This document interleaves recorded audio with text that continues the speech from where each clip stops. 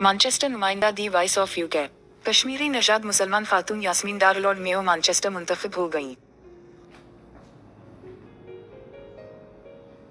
جموں کشمیر تحریک حق خود ارادیت انٹرنیشنل کے بانی چیئرمین راجہ نجابت حسین ستارہ پاکستان نے اپنی تحریک کی برطانیہ کی چیئرپرسن کونسلر یاسمین ڈار کو لارڈ میئر مانچسٹر منتخب ہونے پر انتہائی خوشی کا اظہار کیا ہے اور اپنے خصوصی بیان میں کہا ہے کہ برطانیہ بھر میں منعقد ہونے والے حالیہ انتخابات میں 3 لارڈ میئر اور 4 کونسلرز کشمیری ہیں اور کشمیریوں نے برطانوی سیاست میں کامیابیاں سمیٹنے کا سلسلہ عرصہ دراز سے شروع کر رکھا ہے اور ہماری تحریک کی بہادر، نڈر، بے باک اور باہمت خاتون کونسلر یاسمین ڈار نے لارڈ میئر مانچسٹر منتخب ہو کر کشمیری قوم کا سر فخر سے بلند کر دیا ہے۔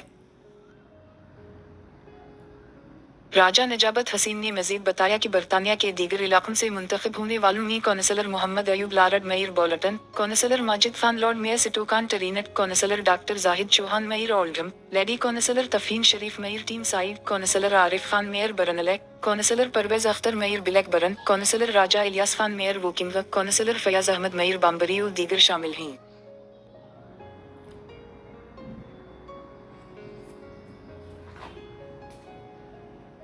راجہ نجابت حسین بانی چیئرمین جموں کشمیر تحریک حق خود ارادیت انٹرنیشنل اور تحریک کے سرپرست سردار عبداللہ رحمن خان، تحریک کے برطانیہ کے وائس چیئرمین امجد حسین مغل، تحریک کے vice chairman Salar Mumtaz Ahmed Chishti, councillor Sabiha Khan chairperson British Muslim Women Forum برطانیہ، تحریک کی چیئرپرسن برائے North of England councillor Naila Sharif, تحریک کی چیئرپرسن برائے ویسٹ مڈلینڈ آسیہ حسین، تحریک کے چیئرمین برائے ساؤتھ انگلینڈ عبدالوہاب قادری، تحریک کے برطانیہ کے چیئرمین برائے یوتھ ونگ ذیشان عارف و دیگر نے برطانیہ بھر میں تمام نومنتخب لارڈ میئرز اور کونسلروں کو دل کی اتھا گہرائیوں سے مبارکباد پیش کی ہے اور ان تمام سے اپیل کی ہے کہ آپ سب اپنے مقامی ممبران برطانوی پارلیمنٹ اور اپنے دیگر ساتھیوں کے ساتھ مل کر مقبوضہ جموں و کشمیر میں جاری بھارتی مظالم کو ختم کروانے کے لیے ہر فورم پر اپنی مؤثر آوازوں کو بلند کریں اور مقبوضہ جموں و کشمیر کے نہتے عوام کو بھارت کے غاصبانہ اور غیر منصفانہ قبضے سے آزادی دلوانے کے لیے اپنا بھرپور عملی کردار ادا کریں۔